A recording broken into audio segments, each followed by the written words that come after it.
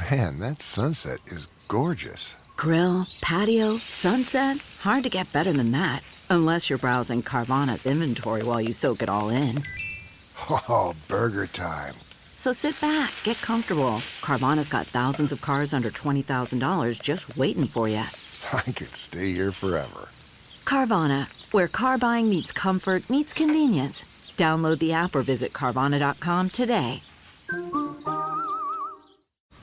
Man, that sunset is gorgeous. Grill, patio, sunset. Hard to get better than that. Unless you're browsing Carvana's inventory while you soak it all in.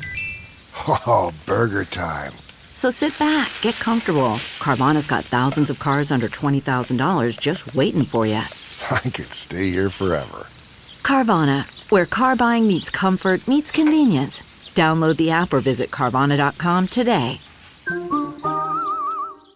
The following is brought to you by the Social Suplex Podcast Network. This is All Things Elite.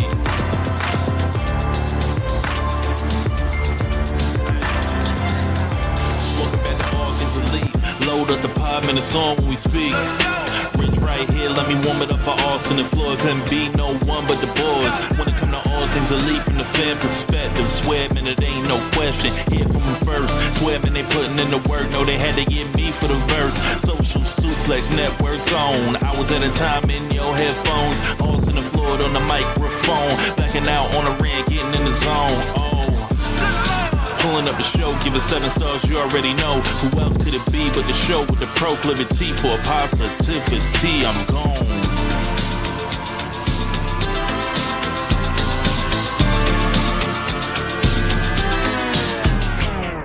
Hello, everyone, and welcome to the 238th episode of Social Suplex's podcast about AEW with a proclivity for positivity. Welcome to All Things Elite. I am your host, Floyd Johnson, and joining me today and filling in for old Stone Cold Austin Sumowitz is completely prepared to take the wheel, Mr. Jesus J.R. Perez. How you doing today, J.R.? I have officially made my return to All Things Elite, and we're here to discuss the third annual Forbidden Door AEW New Japan, and we have another partner in play for this year.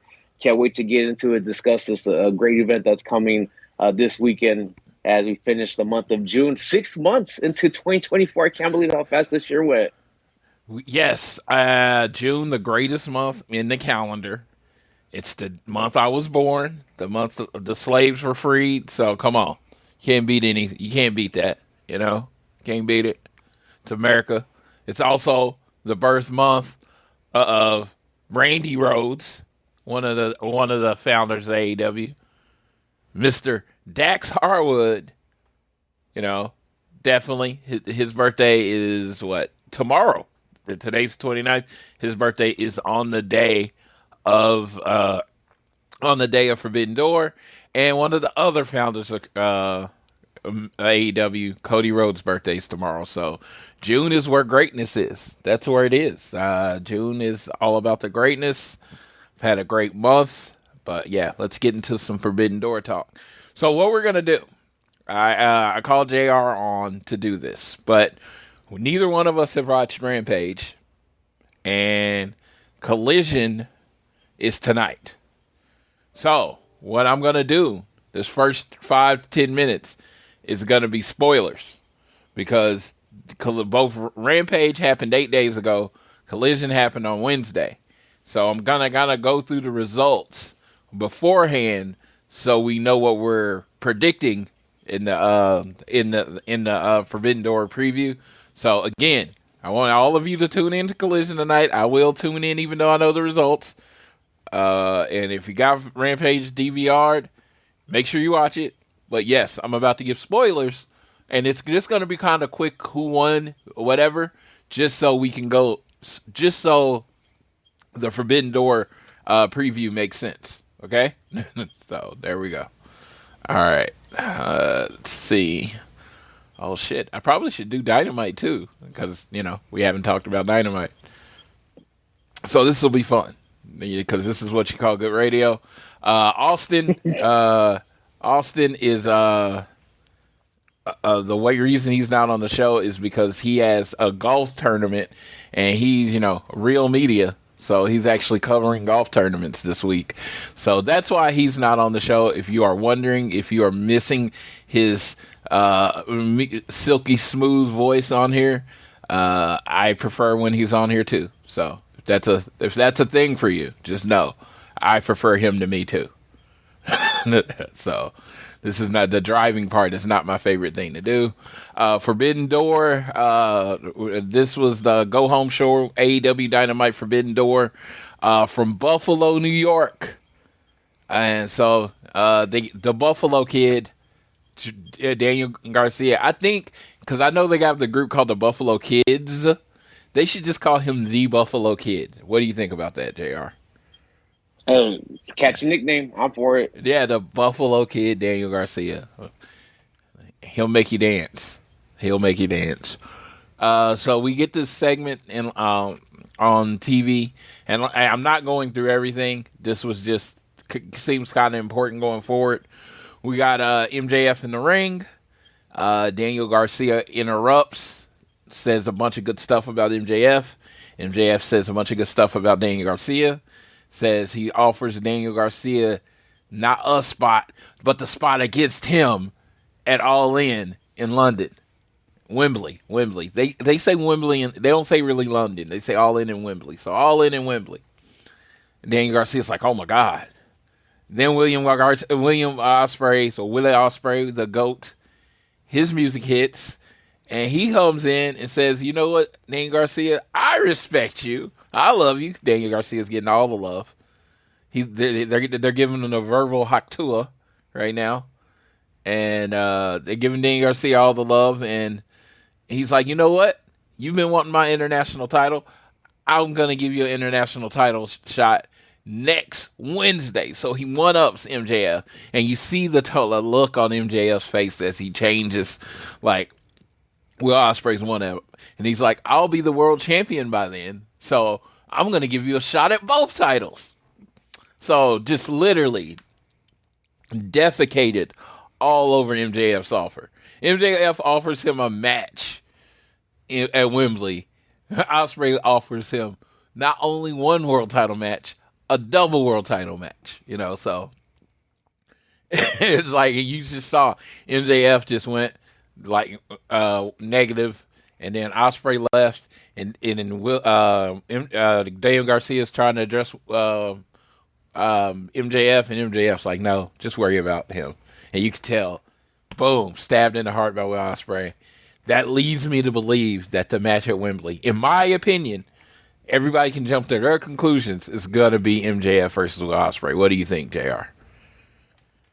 Yeah, seeing the segment play out, it was very interesting because you could see it go a lot of different directions, in my opinion. When I first heard about this Daniel Garcia, MJF, when MJF presented it, I was like, that's a very interesting match for Wembley. Obviously, we know MJF, the eventual goal line is for him to have a feud with Adam Cole and the Undisputed Kingdom. So I was like, we know Adam Cole has still been injured and is still trying to recover from that injury. So maybe this is something that they would do in the beginning as MJF is coming back from his own injury. And also Daniel Garcia, as we've been talking about him for the last 2 years, is a heck of a talent, is a bright future prospect for AEW that we've been since going back to when he was part of the Jericho Appreciation Society. So I was like, this would be good to give him some momentum back that he had when he was doing his feud with Wheeler Yuta and the Blackpool Combat Club and Bryan Danielson. And then when Will Ospreay came in, it's like, well, this took a different direction. And there's a lot of rumors, there's a lot of ideas, a lot of fan fiction. There's a lot of, guessing about what is Will Ospreay's plans for Wembley. And when you saw that look, it's like, man, I don't know what they're going to do to Daniel Garcia in the meantime. But it does seem that if Will Ospreay does not walk out of Forbidden Door as the AEW World Heavyweight Champion, he is still the AEW International Champion. So what would be the biggest match that he could potentially have at Wembley Stadium at All In, and I can't think of a bigger match than MJF versus Will Ospreay for Will Ospreay. So I think that would definitely be something very enticing for all the fans in attendance, and additionally any fans who would be on the fence about potentially heading to Wembley. This would be a match I think they would be able to sink their teeth into. Absolutely. I was listening to another podcast, and they say, like, oh, man, this is going to set up a three-way. And I'm like, I don't think that's where it's going. I think this is the slow build to MJF versus Will Ospreay in Wembley. Like, I want DG to have a good match. I want him to do good, be in the Continental Classic and do good. I want nothing but the best for him. But to, I feel like what would be wrong is throwing him into that match where everybody wants the one-on-one. Everybody wants the Will Ospreay MJF one-on-one. So I think that in London, that's a big match. That and whatever they have Swerve doing. I mean, that's how you put an extra 10, 20,000 people in the arena. So I'm a big fan of where this storyline was going. It's like, and I love how they're doing it. They're sowing the seeds. It's going to be a little who's the best, and it's going to be a little jealousy there, and yeah, I like it. So then, like I said, I'm not reading or going through all of it. I'm going to quickly just kind of go through the results for the most part. I thought that storyline was very important for going forward. Jay White beat Ray Phoenix in Owen Hart quarterfinal match. They were celebrating. Christian and Patriarchy walk out to the ring. Christian smiled, putting them on notice, and walked away with Mother Wayne. The EVPs were backstage. Basically, they say they have the wild card is their guy, and that he's gonna win. He's gonna come back, and he's gonna win the Owen and main event in Wembley. So there you go. The Acclaimed come out. It sets up a segment. They come out and basically by the end of the segment, the Elite challenge the Acclaimed and Daddy Ass to a match. Daddy Ass you've been in this business for a minute, so he's met some high people, and he says he met a president. And then we get a video package from Hiroshi Tanahashi. And apparently, the Buffalo faithful, this crowd, was not really familiar with the Asian wrestlers from New Japan, the New Japan wrestlers at all. So, I didn't notice it. I guess I don't know if I was watching close enough, but apparently Tanahashi didn't get the reaction that you're used to AEW fans reacting to during this thing, and he came back and he says the Scissor Ace is coming, and they popped for that. The crowd popped for that. So that set up a new match for Forbidden Door, the Acclaimed and Hiroshi Tanahashi versus the Elite, and of course, our boy Okada got his bitch in, because he has to get his bitch in once a week. Renee Paquette was backstage with the newly named conglomeration. Mark Briscoe did his thing and gave one of his wildfire promos that gets it's almost as fun on the promos as him cutting the promos as watching Kyle O'Reilly react to the promo, because it's truly like there was no rehearsal. They just kind of give Mark a mic and let him go. So I thought that was pretty funny. And he said Kyle O'Reilly is going to whoop Zack Sabre Jr. tonight, and then Orange Cassidy was going to whoop Zack Sabre Jr. at Forbidden Door.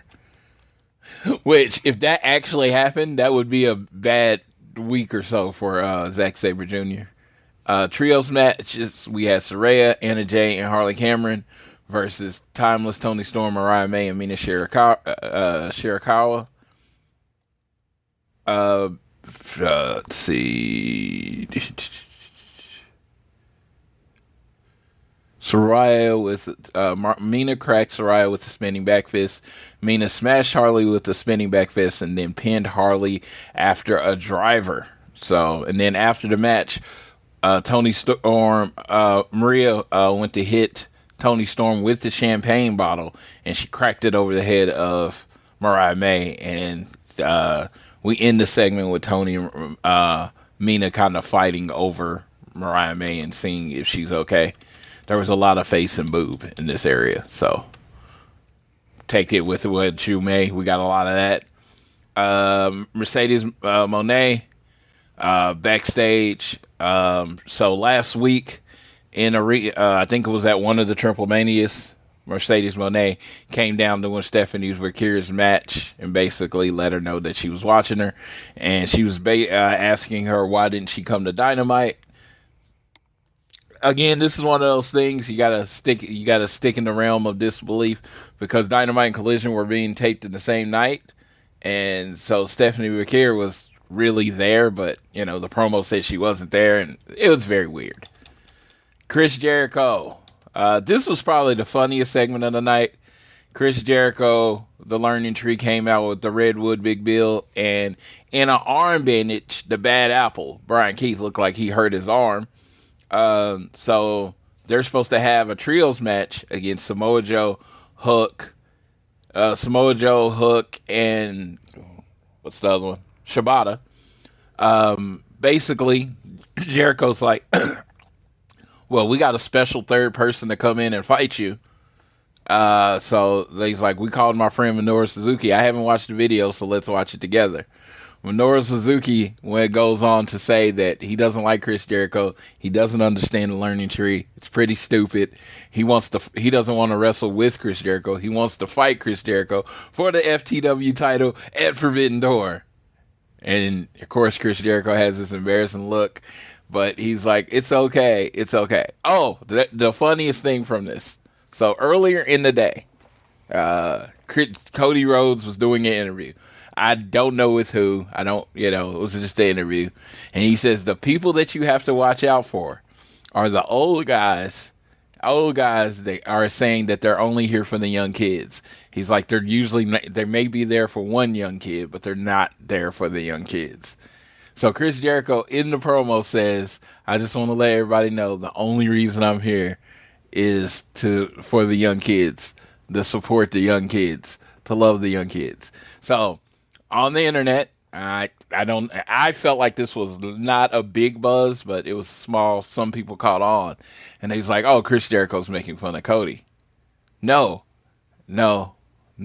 Let me explain this to you. Chris Jericho is playing the exact character that Cody described. That's the character Chris Jericho's playing. A guy that is pretending that he's there to, he's saying that he's there to support the young kids, but really he's just all about him and trying to make everything about him.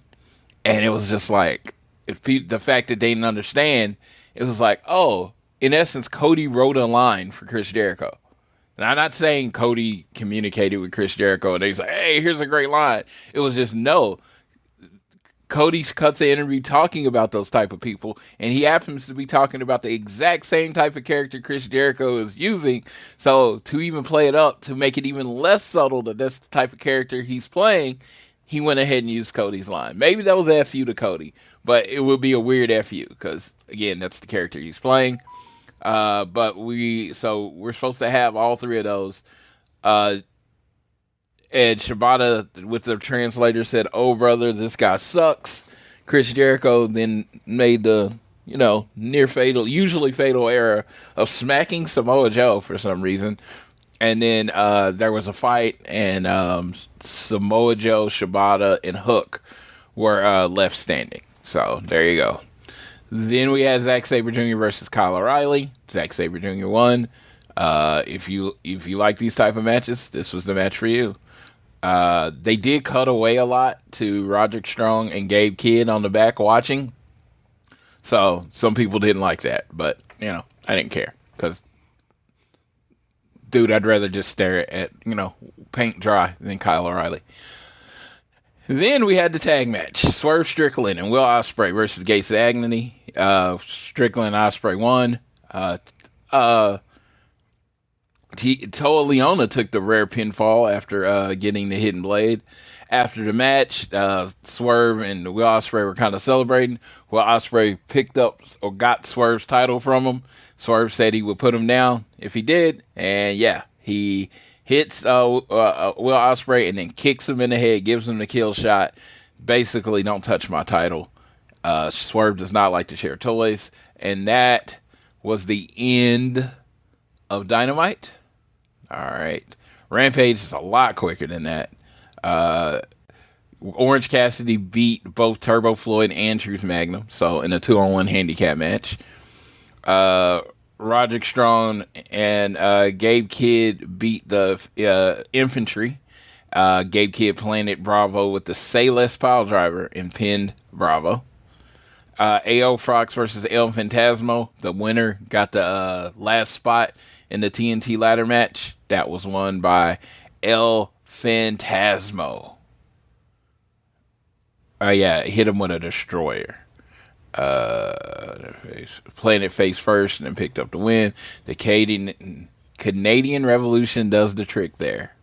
So yeah, El Phantasmo is in the TNT tournament for the Forbidden Door, which is very important.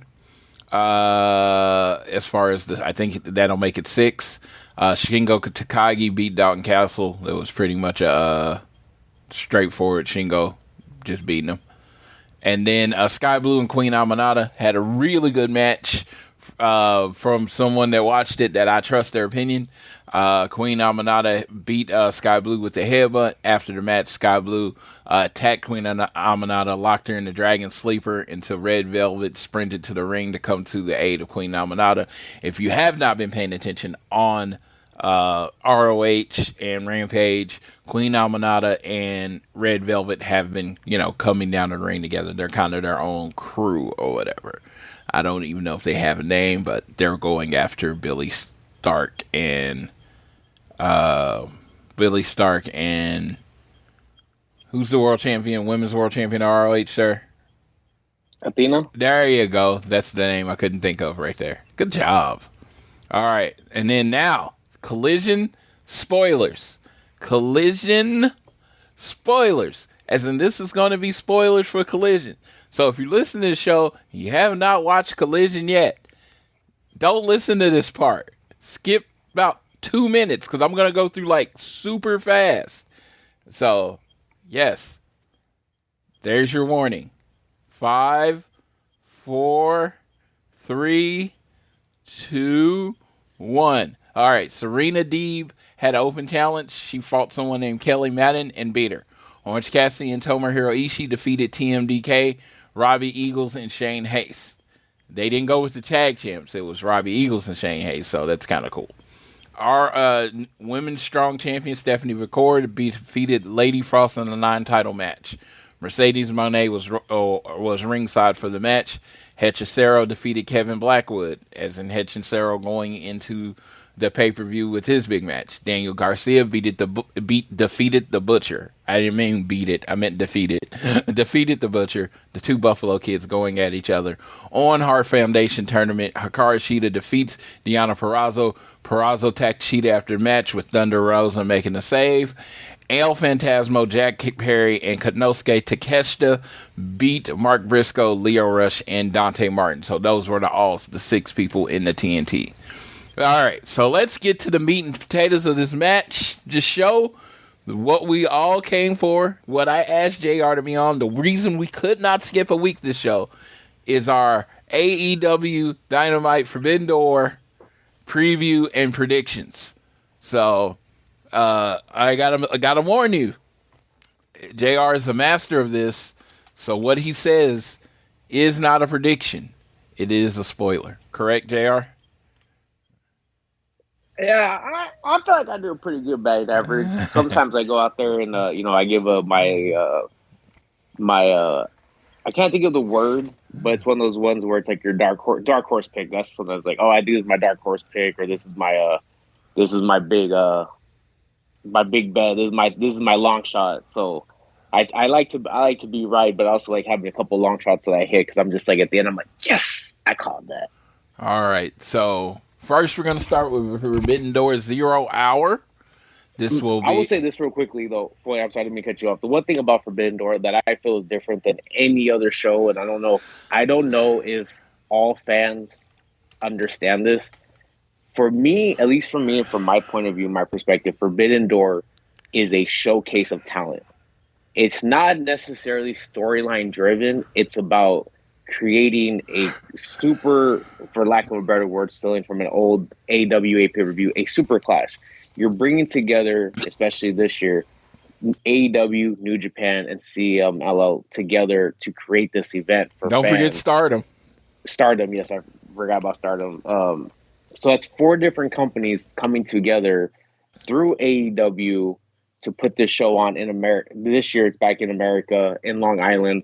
So some of these, yes, the predictions may be, of course, that's what's going to happen. But it's not just about who wins. It's about putting together a show, putting together an event that showcases all the different talents and entertaining the fans. So when people see this show, they're like, "Oh, that's all obvious." Well, yeah, it probably is obvious, but it's not. It's not just about the match results. Some of the matches are, but it's about the whole entire show put together. That at the end of the year, like, I was entertained watching that. Completely different than any other pay-per-view that AEW puts on. Okay. And I completely agree with that. And I mean, if it wasn't for Wembley, I would say build this show as like your big show of the year. But I think Wembley, of course, is going to be AEW. All In's going to be AEW's kind of WrestleMania. But they could use this and make it a SummerSlam. Just a bunch of dream matches and things like that. I have always been of the opinion, and no one else shares this opinion with me, is that Forbidden Door should basically live outside of the storytelling of all the shows and just be a super show with like no titles on the line and everybody just comes out and puts out banger matches and it's just like who's the best. Like the fact that there's a world title matchup between Ospreay and Swerve, that's fine. But me personally, I would have been like, okay, let's do Swerve versus Naito.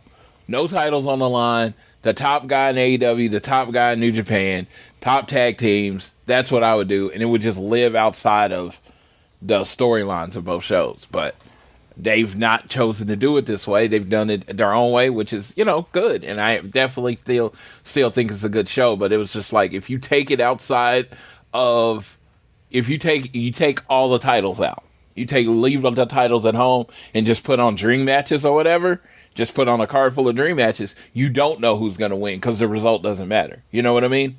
So, I don't know. All right. So, we're going to look at the 0 Hour. Got 3 matches announced for the 0 Hour so far. They can always add another match, but, we're going to go. So far, we got in women's, the Owen Hart Foundation's women's tournament quarterfinal. We have Mariah May versus Saraya. So Mariah May will probably have Tony Storm in her corner. Saraya will have Harley Cameron in her corner. Sir, how do you see this match going down, and what's your prediction? This match, I hope, showcases Mariah May. Obviously, Saraya, perennial legend in all of professional wrestling. We know her career, we know her accolades. But one thing we talk about AEW is showcasing her talent and building towards the future. Mariah May is a hell of a hand. Somebody that could definitely take the women's division for years to come. I think what we're going to end up seeing, though, is because of the name value, Saraya is going to move on. But I think it's also going to come with some outside shenanigans. And probably there's going to be a situation where both Tony Storm and Mina get into some, continuing what happened on Wednesday, going to get into some sort of altercation that's going to give a distraction for Mariah May. Saraya is going to get the win 1, 2, 3 via pinfall. Yeah, I think Mariah May is winning. I think she's going to win the tournament and main event Wembley, or be in the big match at Wembley with Tony Storm. So I'm going with Mariah May. And, I think it'll be Tony trying to make up for what happened to her on Wednesday. And, yeah, I think Saraya is going to go down and take a big old L tonight on the 0 Hour. The next match, we got a fantasy trios match that shows, a new take on the whole Lucha Bros CMLL relationship. We have on one side LIJ, which is Yota Tsuji, Titan, and Hiromu Takahashi, versus Mystico from CMLL and the Lucha Bros. Remember when they weren't allowed to be on the same show or whatever? They are together because the Lucha Bros are AEW products. They're not considered really AAA products anymore, so we moved past this. Mystico and the Lucha Bros versus Tsuji, Titan, and Takahashi. How do you see this going? I feel like this is the most unpredictable match on the show. Oh, absolutely. I mean, you have AEW's Lucha Bros, former tag team champions for AEW, but you also have LIJ. When I got a chance to go to Wrestle Kingdom, obviously seeing Hiromu Takahashi wrestle for the first time in person at that show, and I always enjoyed his work. I become a fan of Yota Tsuji. He's getting a following, as we know from his work in New Japan. I've seen Titan wrestle a little bit. I'm more familiar with Mystico's work, but I think it's one of the ones where it's going to be action packed. It's going to be a lot of high flying, fast pace. I really, it's hard for me to call who's going to win. If I would venture to guess, I really am torn either way. I guess I would probably give Lucha Bros and Mystico the win on this one, just because maybe they do something with Lucha Bros and going through the summer. But that's only because of that. This one was that it's a coin flip to me. It can go either way. I agree. I am going to go with. I am excited for this match. There was a little video on Twitter. Hiromu was very excited about fighting Mystico. So he was like fanboiling out about fighting Mystico. So I thought that was kind of cool. If I had to go with the result after staring at it for like the last minute, I'm going with Mystico pinning Titan. I think that's how it's going to go. And Mystico and the Lucha Bros are going to win. And then the last match that we have announced for the 0 Hour. Again, they could add another match after this, but this is the last match we have announced. This is a little Stardom AEW showcase. We have Long Island's own, the greatest product of Long Island ever, Willow Nightingale, teaming with, from Stardom, Tam Nakano, versus the worst thing to come out of Long Island ever, Chris Statlander, and from Stardom, Momo Watanabe. So, we get this match. I'm going to give my prediction first this time. I am going to go with Chris Statlander pinning Tam Nakano, getting her a win in Long Island, and completely trying to avoid Willow Nightingale. Sir, how do you got this match playing out?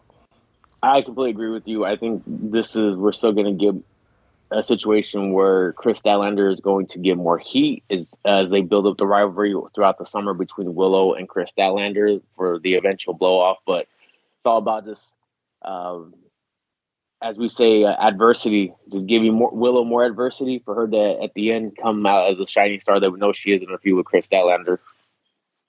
Just in case everyone didn't know, I love Willow Nightingale. Greatest thing to come out of Long Island ever. Yeah. I don't care who else she's on there. All right, so now we're going in no particular order on the match, except we're going to do Swerve and Will Ospreay last. But the rest is just how it's listed on the screen. We got a trios match. We got JR's favorite trio of all time, the Super Elite, which is Kazuchika Okada and the Young Bucks, because, JR is the biggest Young Bucks fan I know. And then they'll be wrestling the Scissor Ace, Hiroshi Tanahashi, the Scissor King, Anthony Bowens, and the greatest wrestler alive, Max Caster, with Billy Gunn in their corner, or Daddy Ass. in this trios match, how do you have this working out? This is one on paper I think a lot of people are excited about. As you know, Acclaim has had a following for a couple of years now. People enjoy the work they do on the mic. For the most part, with Caster, they love both. One of the things I want to say, shout out to Caster, who's got himself in phenomenal shape in 2024. He has abs, he has definition, he looks really great. The one thing though that with this match is obviously as everybody has gotten older, Tanahashi's gotten older. I expect more of a slow down, probably a little bit more massed out pace until the Young Bucks get involved into it. In the end, though, I do see the Acclaim and Tanahashi getting over because now they're trying to continue building the Acclaim up as a threat to the Young Bucks and the Elite. As we know, we're at the very end of June. Coming very soon is Blood and Guts. I see the Elite being involved in that. We see the Acclaim being involved in that. There's still a tag team title match that's supposed to happen between the Acclaim and Young Bucks. So I think for that reason, the Acclaimed and Tanahashi are going to go over. All right. I think the Acclaim and Tanahashi going over. I got Tanahashi getting the pin on Matt. Tanahashi, high fly flow on Matt Jackson to get the win. The next match, one of my personal dream matches, because I honestly did not watch Dragon Gate USA. I don't really watch old wrestling because, there's too much new wrestling to watch. We got the American Dragon, Bryan Danielson, versus the Rampage Dragon, Shingo Takagi. Sir, I got the over-under on this match at 4.5 stars. I just think they're going to fucking kill it. I do think this is a quarterfinals in the men's Owen Hart's tournament. I mean, Bryan Danielson is, I think he's going to win it. I mean, there's one other person I think can win it, but he got to be announced for it first. So right now I got Bryan Danielson winning it. So we got Bryan Danielson versus Shingo Takagi. It's going to be a banger, and then Danielson's going to win. Sir, how do you see it playing out? I completely agree with your sentiment. I've enjoyed Shingo's work going back to when I saw him become before going to become the IWGP Heavyweight Champion. I enjoyed his work that he did when he was his feud with Billy Goat, Will Ospreay. And this is, I think, for a lot of people, I think we throw around the term dream matches a little bit too much. But this, I mean, for me, it is a dream match because they both are great wrestlers in their own right. And being able to put them together at this showcase as part of the Owen Cup is really great. It's all about, at the end of the day, we're still building Bryan Danielson as he's kind of getting to the point of retiring from his full-time career. So I think this is gonna be the match of the night. I don't think that is what we call their hot takes. It's not. I just think that at the end of the day, it's gonna be the match of the night. I feel like it's gonna go at least 20 minutes with Bryan Danielson getting the victory and moving on to the next round. All right. Next match we have the TNT Championship ladder match. We have 6 men in this match. We have Jack Perry. We have Konosuke Takeshita. We have Mark Briscoe. Looking forward to a Mark Briscoe promo before this match. Dante Martin, Leo Rush, and El Phantasmo. All right, so I'm going to tell you 2 people. I'm going to tell you who I want to win, who I think is going to win. I want Konosuke Takeshita to win. That's who I want to win. I think it's time to put some muscle behind this man. I know he's going to be in the G1. If he could be in the G1 as the TNT champion, and then, I know that will be taking the title out for a while, but yeah, that's who I want to win. Who I think is going to win is Jack Perry. I just think having all 4 of the members of the Elite with titles is the way to go. So I want Konosuke to win. Think Jack Perry is going to win. Sir, how do you got it playing out? I think this match, first of all, is going to be one of the most high-flying, action-packed, crazy circus stunts we're going to see. You talk about Leo Rush, EOP, Dante Martin, Mark Briscoe.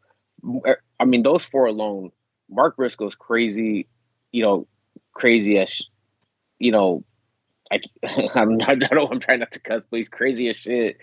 Dante Martin, Leo Rush are phenomenal high flyers. EOP is great in his own right. EOP to me is one of the most underrated workers in all professional wrestling. I talk about this story all the time. I saw him wrestle a show for New Japan in San Jose back in November 2019. And the match they put on, I was like, that guy, if pushed, could be one of the top stars in any promotion because he has a level of charisma about him that I think is very underrated, and he's great in the ring. I also need to say a prayer. Please, Lord, protect Dante Martin at all costs. I do not want to see this man get into another injury in the ladder match. Floyd and I believe we were at the last ladder match Dante Martin was in, the Super Card of Honor in Los Angeles in 2023, where he broke his leg in that crazy tag team ladder match they had. So I hope he does. I pray that he doesn't get hurt because I love Dante Martin. He's a great high flyer. I think at the end, though, you have Jack Perry and Takeshita as the two probably favorites to walk out of the TNT Championship. I do think Jack Perry is probably the odds-on favorite, so all four of the elite could be champions. It's one of those situations, though, where I'm just like, I don't feel like he needs it per se being in that group, but I think he needs it for his career. However, the one who needs it more is Takeshita. Takeshita had so much momentum in 2023, and once he got out of the feud with Kenny Omega, it basically, fell apart, and he's just kind of been, just going along with Don Callis, and he's a guy that has a great look. He's a guy that is phenomenal in the ring, and he is somebody that, honestly, even people who are detractors of AEW get behind and be like, that's a guy that can help your company. That's a guy that we can believe as being in a main event picture. And it's one of those ones where it's like, man, you really need to start pulling triggers on some of these guys and put them in a situation where you can help them lead your company. Yes, he may not be the best talker, but he has probably, if he's not number one, number two most over heels in professional wrestling today, Don Callis as his mouthpiece. So I don't see why Takeshita should not walk out of Forbidden Door as the new TNT champion. Completely agree. I want it to be Takeshita. I think it's going to be Jack Perry. That sucks. All right, then we got the Zack Sabre Jr. versus Orange Cassidy, and it's kind of funny because they have like almost like a similar charisma. Zack Sabre Jr. a lot of times it's like he's too cocky to care. Like, I'm so much better than you. I don't need to, get fired up and all that stuff. He's the first guy I saw, like, when somebody was about to dive on him, he just kind of walked away. Like, dude, I'm not going to let you dive on me, you dickhead. Which is another famous thing for him to call people. And then it's Orange Cassidy. Orange Cassidy, he's one of the more push-protected stars in AEW over the last few years. I mean, when you talk about greatest AEW homegrown talents, you can't, if Orange Cassidy's not in your top five, I don't know what to, I can't take your list seriously. I'm just like, all right. You might not even like Orange Cassidy. I like his shtick, but he has literally been one of the MVPs of AEW. That's not just the sound of that first sip of Morning Joe. It's the sound of someone shopping for a car on Carvana from the comfort of home. That's a good blend. It's time to take it easy, like answering some easy questions to get pre-qualified for a car in minutes. Talk about starting the morning right. Just like customizing your terms so your car fits your budget. Visit Carvana.com or download the app to experience car shopping the way it should be. Convenient, comfortable. The comfort of your favorite seat is now your comfy car selling command center, thanks to Carvana. It doesn't get any better than this. Your favorite seat's the best spot in the house. Make it even better by entering your license plate or VIN and getting a real offer in minutes. There really is no place like home. And speaking of home, Carvana will pick up your car from yours after you finalize your offer. Visit Carvana.com or download the app and sell your car from your comfy place. I honestly have no feel on this match whatsoever. I think Zack Sabre Jr. is going to win the New Japan World Title within a year. So going along with him being someone that's going to be pushed on New Japan again, if you definitely want to hear this preview from the New Japan side, definitely check out Keeping It Strong Style on the Social Suplex Podcast Network, because nobody does it better than them. I'm going to go with Zack Sabre Jr. Orange Cassidy's kind of like on a down part of his, his time right now. He's been losing a lot. I'm going with Zack Sabre Jr. Orange Cassidy, he's very interesting to me in AEW, because he's a guy that I feel is one of those core individuals that you are going to have in a position of, he's probably going to be in a significant match on any show that he's on, because he's a fan favorite. We know Tony Khan loves him, and he has charisma in his own way, and he's a hell of an athlete. You can't do what he does without being a hell of an athlete. It's one of those ones where it's like, he's a name at AEW. I think Zack Sabre Jr.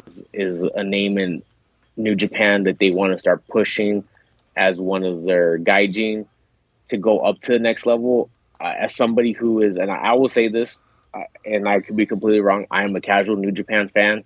I feel like New Japan was trying to push Dave Finlay to be in that top spot as like a top gaijin. For me, looking on the outside as a casual, it just really hasn't worked in the way that I think New Japan wanted to.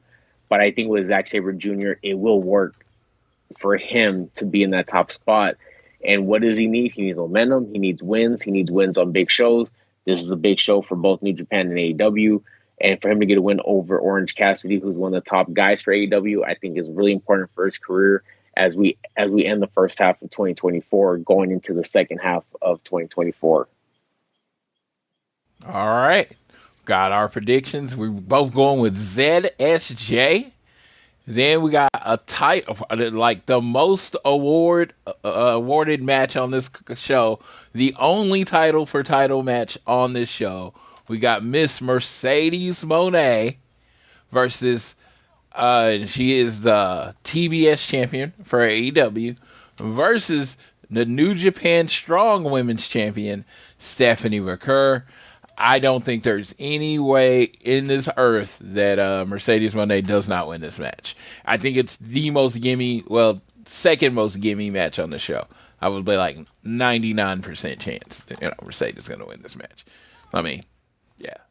I think if Mercedes got injured in this match, Stephanie McCurr would like pull her on top of her. That's how much Mercedes Moné is going to win this match.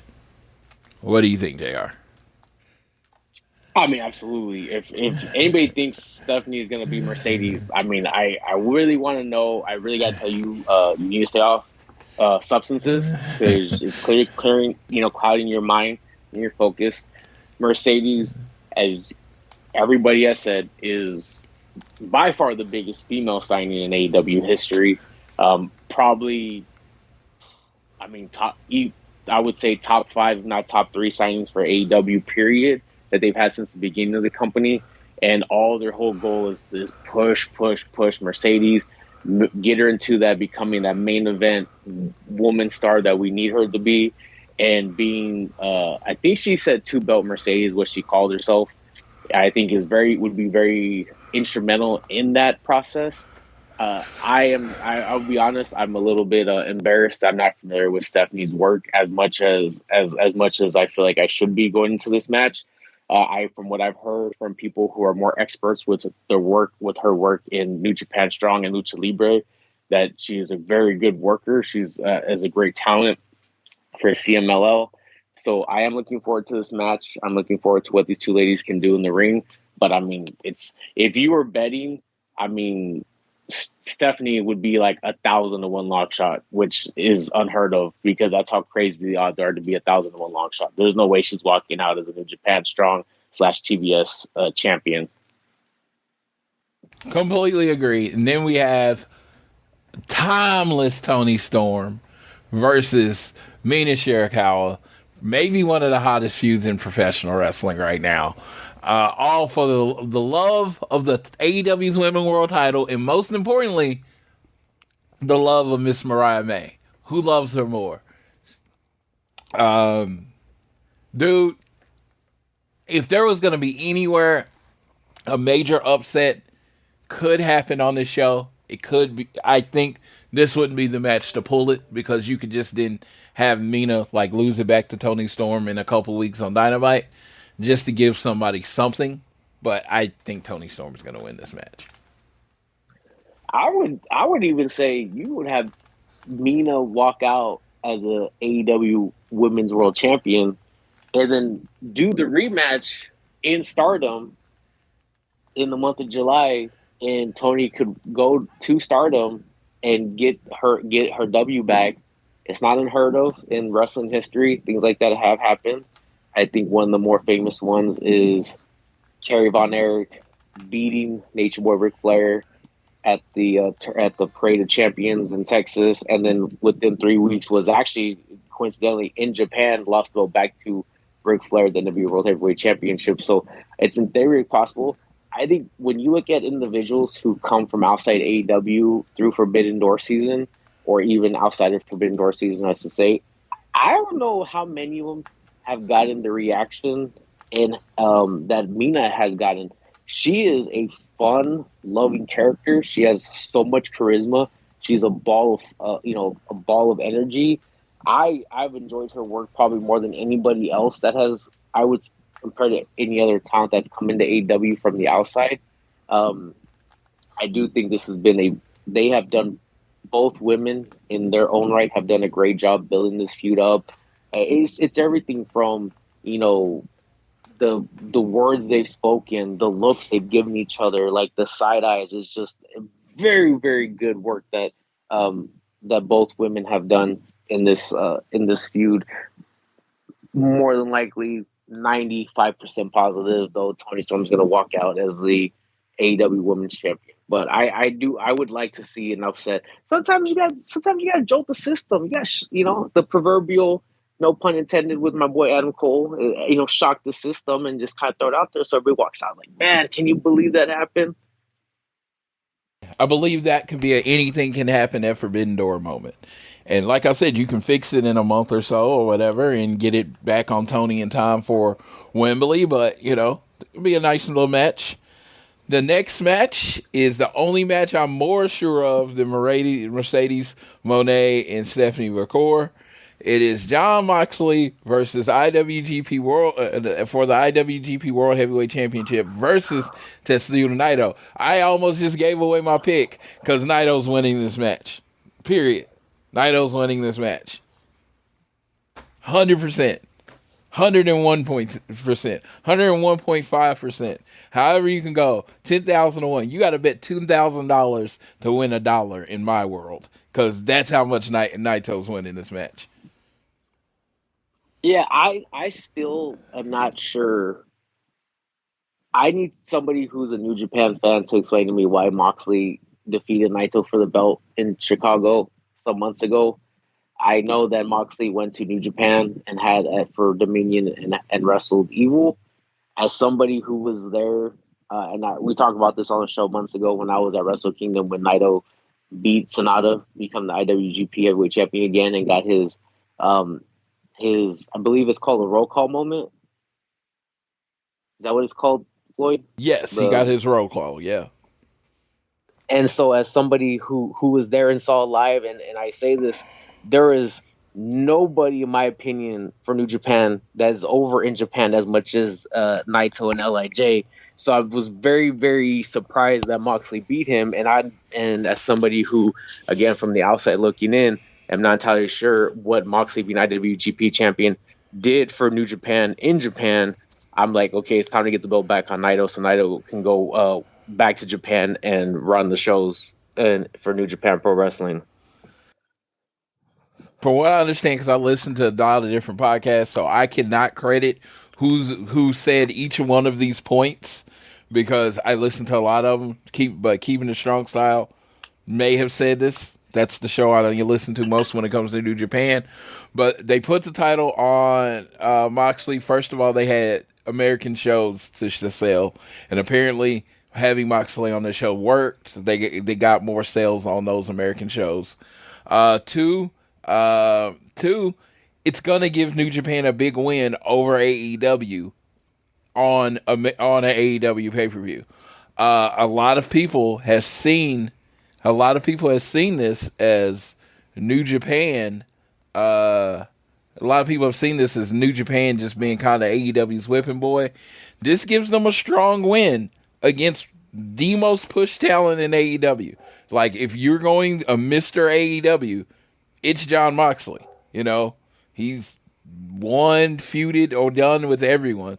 So you're going to give Naito a win over Mr. AEW. So Mr. New Japan beats Mr. AEW. You see? So that's what I saw.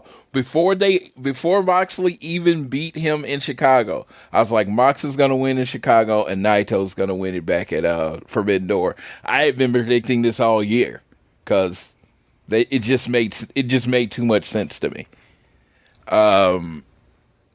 Then we have the main event. I know. I miss you, Mark Henry. If it was just for that, I mean, they should just have a recording and play it before every main event of the show. It's time for the main event. It is Will Ospreay, the current AEW International Champion, versus Swerve Strickland, the current AEW World Champion. What? I don't mean to cut you off, but I think you missed like 2 matches. What did I miss? From my notes, I see that MJF versus Cesaro. Okay, so this is what I talk about this. Not all the time, but enough. Where AEW's website is not updated. They have the El Phantasmo person. I am literally on All Elite Wrestling AEW Forbidden Door 2024. Like, I know that match happened, but I'm sitting here looking at the matches, and they're not there. They're just not there. And then there's also another trios match with... Yeah, like, I know them. As soon as you said it, I talked about them earlier. All right, so first of all, MJF versus Hechicero. Does anybody in the HE double hockey sticks thinks MJF losing in Long Island? Do you, sir? No. Dude, I'm like, I am on AEW's website and those matches aren't listed. So you're saying you're a guy and I don't know if I'm ordering the pay-per-view. So you go to AEW and you go to their website and you look at the matches and you don't see MJF versus Hechicero in Long Island and you haven't been watching the show every week. You're like, well, MJF's not on the card. I'm not buying the pay-per-view. That's a possibility. We're gonna have to reach out to the interim EVP Christopher Daniels. He can start yelling at his social media team. Yeah, because I'm like, the card's not up here. And then like I said, I know the matches, and it's like Chris Jericho, the Redwood, Big Bill, and the hired hand, Jeff Cobb. They hired Jeff Cobb to come in and be the 3 against Samoa Joe, Katsuyori Shibata, and Hook. They seem to be pushing Joe, Shibata, and Hook as a big top trio. I think they're going to end up winning the trios titles eventually. So that's who I'm going with. But yeah, I'm not strong either way. What do you think? I'm with you. I actually wish it would have been Samoa Joe just versus Jeff Cobb because those are 2 guys I would love to see wrestle one another. But yes, I you know how much I have an utter disdain for Jericho and everything he does, and so I hope that they just destroy them and then move on to getting a trios feud with the Bing Bang Gang. Yeah, I would like this. I would rather see Jeff Cobb in a singles match against any 3 of the Samoa Joe team than pretty much this match. But I do like Big Bill. I like when Big Bill's on my TV. I think, he's a giant that can talk. So I love that about him. So I'm gonna I do love me some. I love that, but yeah, I'm going with Shibata Hook, and Joe. So, but yes, I am sorry I skipped those 2 matches. Not an excuse because I knew the matches were on there, but I just literally brought up the AllEliteWrestling.com. Oh, I do have one more AEW beef while I remember. I'm only saying this because I just remembered it. I wrote it down and I was going to say this. So I told you about this, JR, but you tell me how much this makes sense if you're an AEW fan. You go to BleacherReport.com, sir. BleacherReport.com. Do you know where I'm going? Do you remember me bringing this up? Yes. All right. So you go to BleacherReport.com. And I went through it from 2 different sites, not signed in, not in. I didn't want it to be reading cookies. And on BleacherReport.com, at the top, it shows NBA Draft, because the NBA Draft just happened, NBA Rumors, MLB, WNBA, NHL, NFL. And this again, Bleacher Report site. Right after NFL, WWE. Sports, scores, play, shop.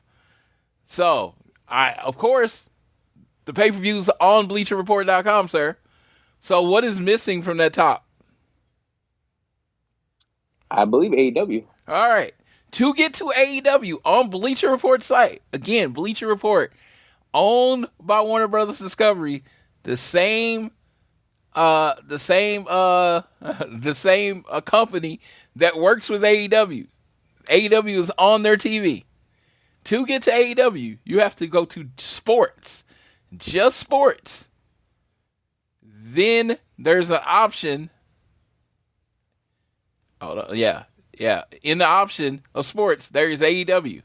Click on AEW, then you got to click on AEW pay-per-view if you want to order from BleacherReport.com. Hey, if you're, again, casual fan, person just watches wrestling, and you're probably not even thinking about it. What is it? I mean, AEW is considered lower than WWE on Bleacher Report site. How does that work? Well, this is one of the things I will keep this short because we can go on for an hour about this. But this is one of the things we talk about is that the thing with WWE is that they have the brand recognition that is identical to the NFL, Major League Baseball, UFC, so on and so forth. So if you're looking at website trafficking and things of that nature, I see why they did it, but at the same time, somebody has to be, hey, we're Bleacher Report. We're partners with All Elite Wrestling. We need to have a section, and we need to make it easier to find, and we need to have something on our website where it's, especially ordering the pay-per-view, it's quick. And almost wonders how is especially because of recent changes of how you can purchase the AEW pay-per-view from anywhere now, whether it's back on Triller, I know DAZN, payperview.com. It's like, well, does Tony Khan and AEW, are they happy with their partnership with Bleacher Report? Because honestly, if they're exploring pay-per-view options outside of BR this year, which hasn't been the case for previous years, that means that they see a potential issue with how they're getting recognized through Bleacher Report that's a part of WBD. And that's exactly what I was thinking. It's like, dude, like, this is you can't order a lot on BleacherReport.com. You can't, as far as shows and stuff. So you think on that first page, as soon as you get there, it would be order AEW pay-per-view. You want to order AEW pay-per-view? Like, it should be one of the first things you see. But now it's like, oh yeah, they are available. Dave & Buster's, payperview.com, Triller, all the different sites. It's just like Bleacher Report is where I have all of mine. That's where I order everything. So it's just weird that you had to click on those extra options to get there. Again, it's just weird. Get your shit together. Okay? That's all that is. That is a simple get your shit together. Because that just flat out makes it look like WWE is. But WWE, to AEW's partner, WWE is more important than AEW. Yeah, I can't even wrap my head around how anyone could see that make sense. All right, now to the main event. I've already talked about what is in the main event. It is the current international champion, former New Japan World Champion, to tie that all together, Mr. Will Ospreay. I think Will Ospreay pretty much held like every title in New Japan. Then we have the current AEW champion, former AEW Tag Team Champion, Mr. Swerve Strickland. Whose house? Swerve's house. Yeah. Swerve.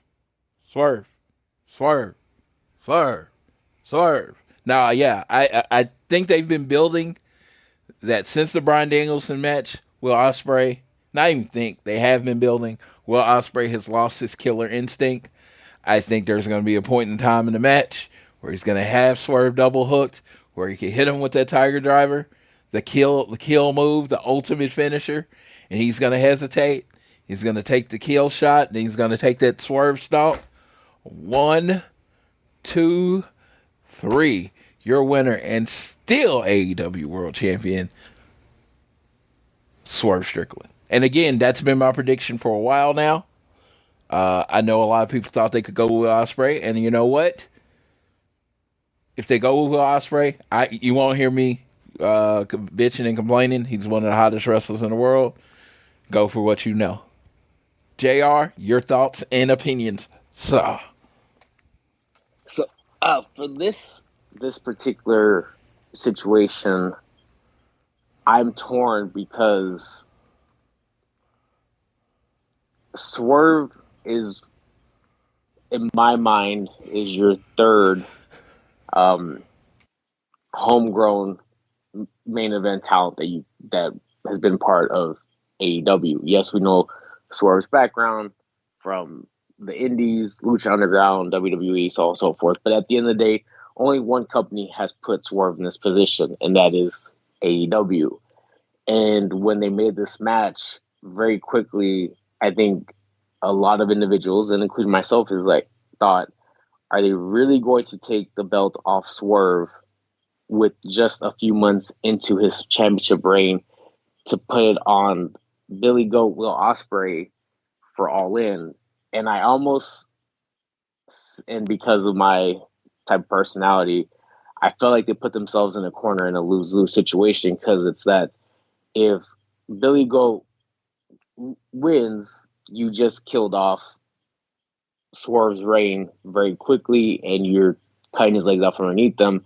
Vice versa, if Swerve beats Billy Goat, this is one of your biggest signings in AEW, especially this year. It was him, Okada, Mercedes, and he's your AEW International Champion, and you're cutting his legs off from underneath him by having him lose to Swerve.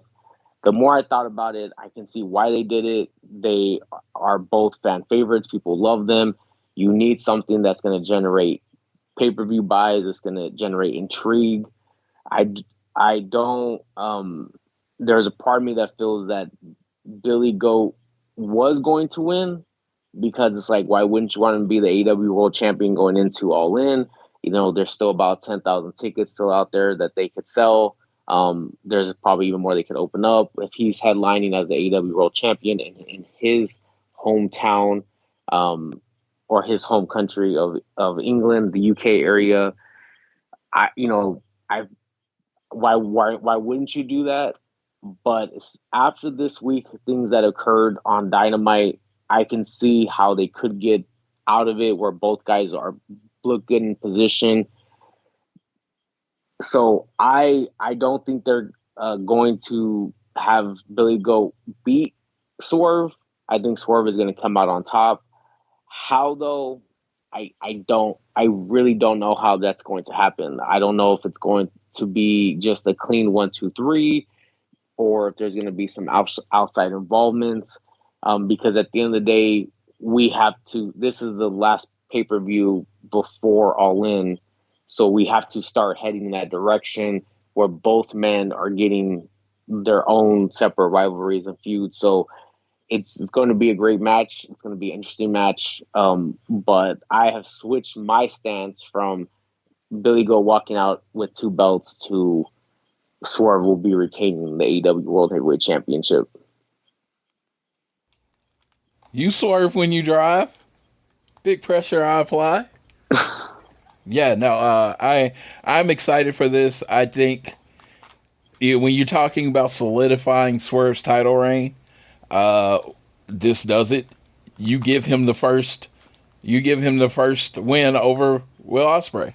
I mean, there's nothing that you can say more than that than when we believe in our champion than giving him the undefeated Will Ospreay. Will Ospreay's beat Takeshita. He's beat Bryan Danielson. He's beat everyone that he's wrestled in the AEW, and it's had amazing matches. And yeah, so here we go. You give a Swerve Ospreay. So I think that's been the way to go, and I am looking forward to that. I'm looking forward to this match because I mean Swerve had that match with Hangman with the blood and stuff. And right now, I would say that is Swerve's signature AEW match, like the match that everyone knows him for. I think as a singles competitor in a regular match, Swerve needs another match like that. He needs that match that you can like put his name on it. Like when people ask, "How is Swerve Strickland?" You're like, oh, "Okay, go check out this Will Ospreay versus Swerve match."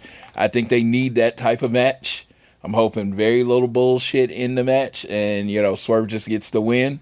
But because Will Ospreay did say, "I don't need the Don Callis family," and then they showed him in the back, I could see the Don Callis family having some kind of impact on the end of this match. But we will see.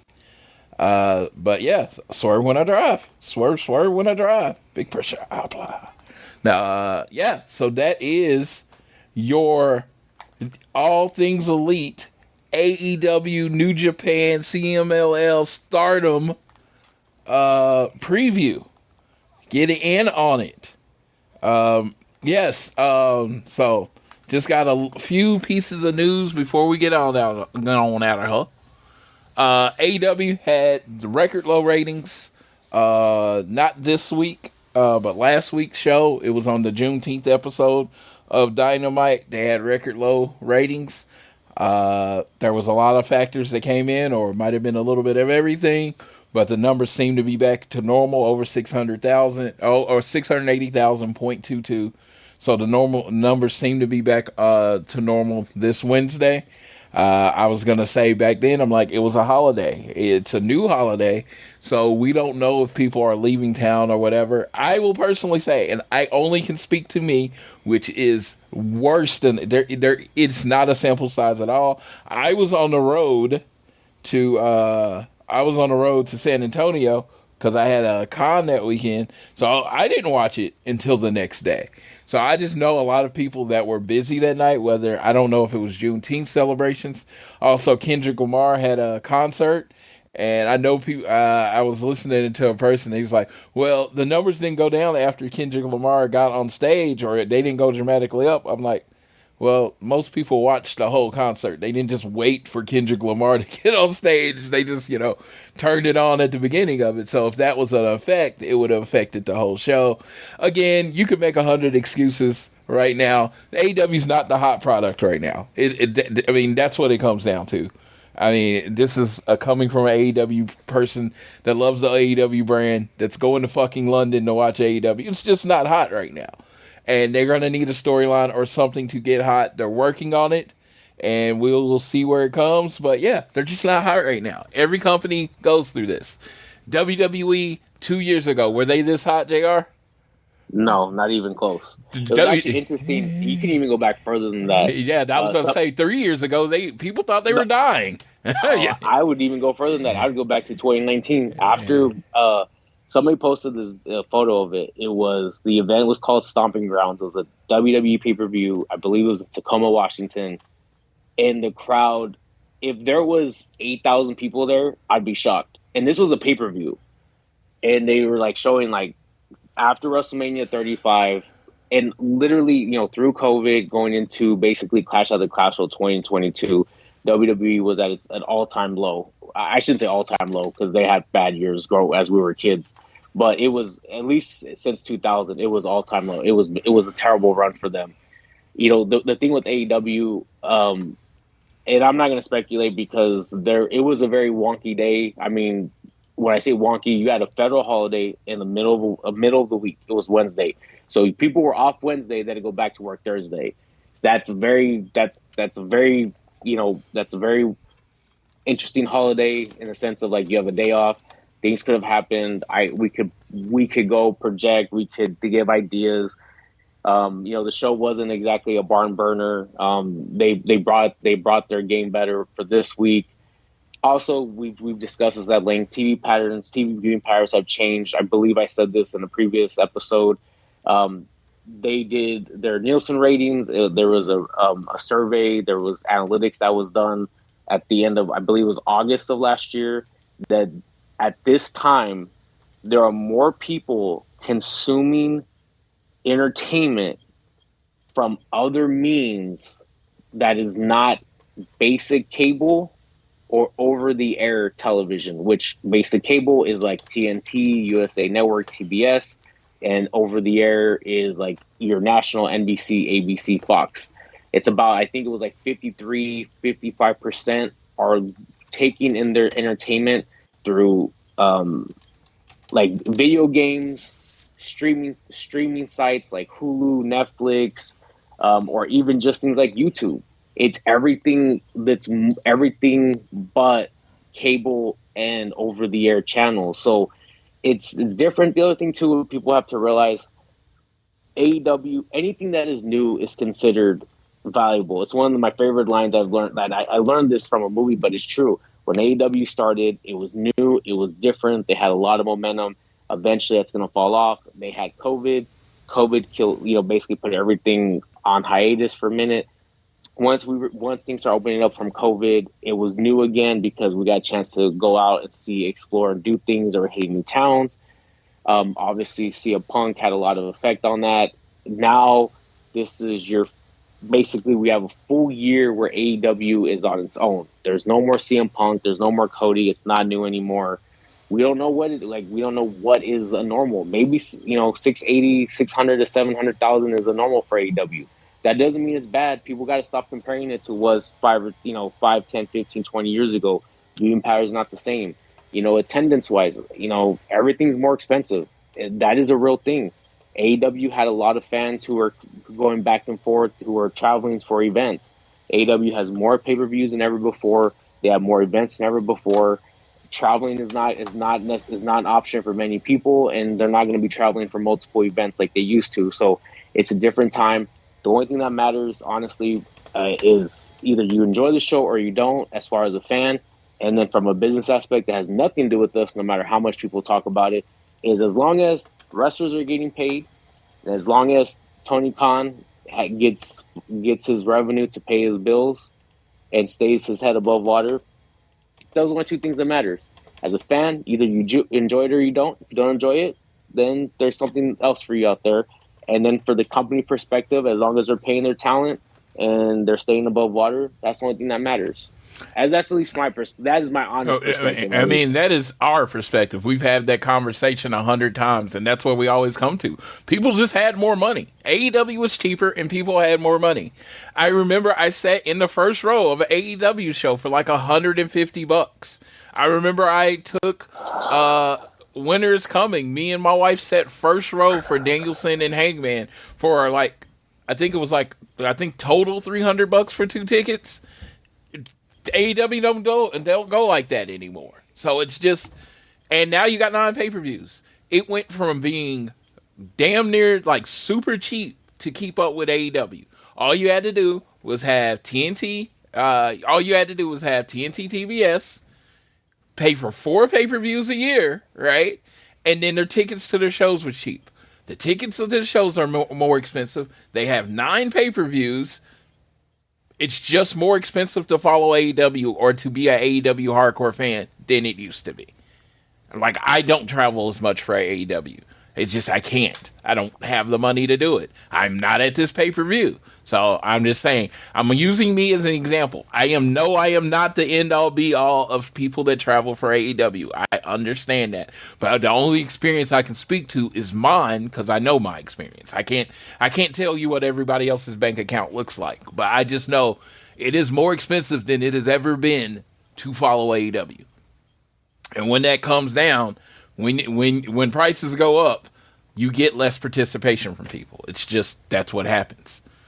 Ricky Starks, a Reddit thing came out this week saying Ricky Starks was, turning down bookings, blah, blah, blah. It was much ado about nothing. It was basically a fan's fan fiction, Did he get some things right? Fuck if I know. I just know every person I know that might have any type of insights like this was complete BS.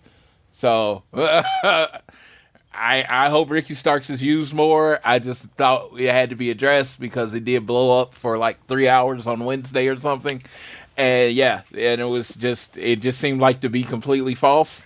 I mean, everybody is given storylines and you get to say, hey, I'm down, or that doesn't work for me, brother, or hey, I'll do it, but I don't like it, or whatever you got to say. But I'm sorry. Yeah. You said the line, that doesn't work for me, brother. Brother. That doesn't work for me, brother. I'm sorry. I cracked up. I apologize. Yeah. So you can say what you want, but in the end, Tony Khan's the boss. And I imagine other wrestlers have done gimmicks that they didn't like. And, then there have been other wrestlers that have, like, hey, that sucks. So I don't know. Can I say something real quick about this? And I promise I'll try to keep this very short. No, you can go as long as you want. No, I really don't want to because sometimes we just beat the we beat the nail on the head too many times. The head on the nail too many times. I apologize. The thing is, and I just thought about this right now, because and not to rehash our many discussions about CM Punk and AEW, but one of the reasons why I kind of stand more on the CM Punk side, and I'm on the Ricky Starks side, is because let me take this a different direction. I'm gonna break this down to the simplest form possible. If Ricky Starks, let's say, had issues with booking, how is that any different than any normal person who has a job that your boss says, hey, I need you to work from 3 p.m. to midnight today, and somebody goes, I can't do that for whatever reason, or boss goes, I need you to take on this project, and somebody goes, no, I'm not doing that because this is going to affect me in a negative way, whether it's they're not getting additional compensation, it's going to affect the potential vacation or PTO time. At the end of the day, people need to realize that wrestlers, celebrities, athletes, and everything that falls into the celebrity platform are normal human beings that have careers.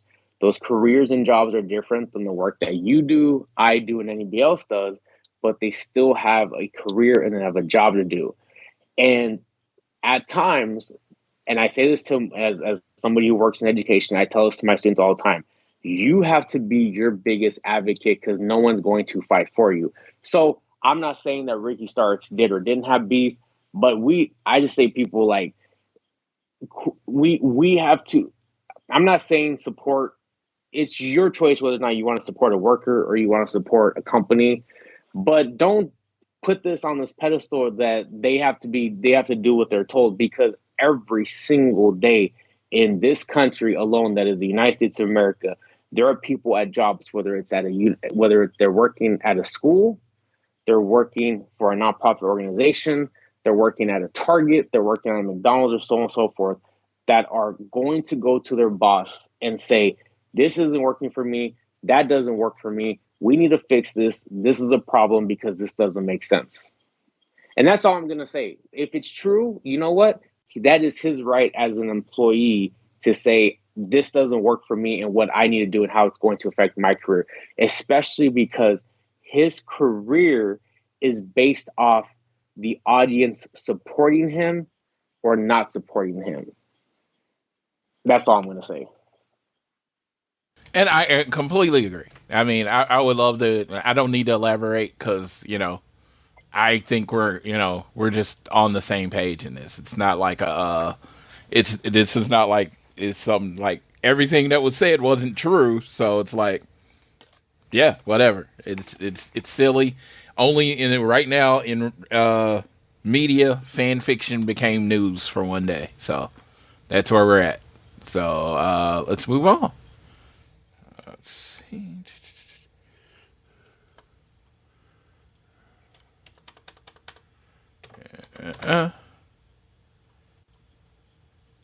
All right, so that is it for the show. I think that's all the news that we had, other than Kyle Fletcher did lose his ROH television title to Atlantis Jr. at a ROH at a CMLL show last night. Kyle Fletcher then basically challenged him to come face him in his neck of the woods. So I'm going to go out on a limb and say that's the Death Before Dishonor match. It's going to be Kyle Fletcher versus Atlantis Jr., which is awesome because guess who's going to be at Death Before Dishonor? Floyd? It's me. It's DDP? No, okay. No, but... No, we need to end the show. We're gonna go off the road soon. No. I was just like, no, it was, but yeah, that's pretty cool that they're setting it up. I've been wanting them to do more with the ROH title, so let's keep going. Let's keep going. Let's keep the match. Let's keep it mattering. So I'm looking forward to that. But JR, did you want to leave your social media or anything like that? We're here for you. What you got? If you want to follow my utter nonsense that I post on Twitter, you can find me at TGIF Professor. That is at TGIF Professor. It is not for the restaurant. It is for the old school. Every Friday from 8 to 10, 2-hour block on ABC, TGIF Friday. So there you can find me. I post everything from wrestling to MMA to combat sports and all the other nonsense. So everybody, I hope you have a wonderful end of your June, summer. Stay cool, stay hydrated, and as this show is, be a proclivity for positivity out there. All right. Well, I'd like to thank everybody for leaving. We gave you a nice bite-sized appetizer of the show, so something you can listen to this week before the show. Definitely Bleacher Report, payperview.com, Triller, your pay-per-view outage. You can pretty much order AEW anywhere you want to order it. Forbidden Door is going to be one of the better shows of the year because it always is one of the better shows of the year. And I thank you all for giving us a second a day listen. Hi, Jackie, if you're listening. Hi to our girl, Jackie.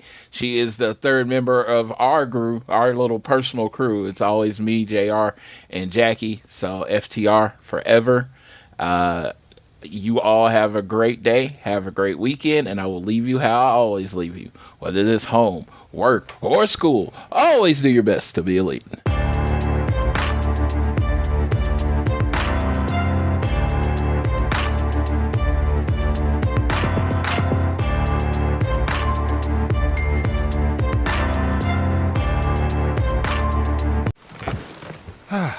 The comfort of your favorite seat is now your comfy car selling command center, thanks to Carvana. It doesn't get any better than this. Your favorite seat's the best spot in the house. Make it even better by entering your license plate or VIN and getting a real offer in minutes. There really is no place like home. And speaking of home, Carvana will pick up your car from yours after you finalize your offer. Visit Carvana.com or download the app and sell your car from your comfy place. Man, that sunset is gorgeous. Grill, patio, sunset. Hard to get better than that. Unless you're browsing Carvana's inventory while you soak it all in. Oh, burger time. So sit back, get comfortable. Carvana's got thousands of cars under $20,000 just waiting for you. I could stay here forever. Carvana, where car buying meets comfort meets convenience. Download the app or visit Carvana.com today.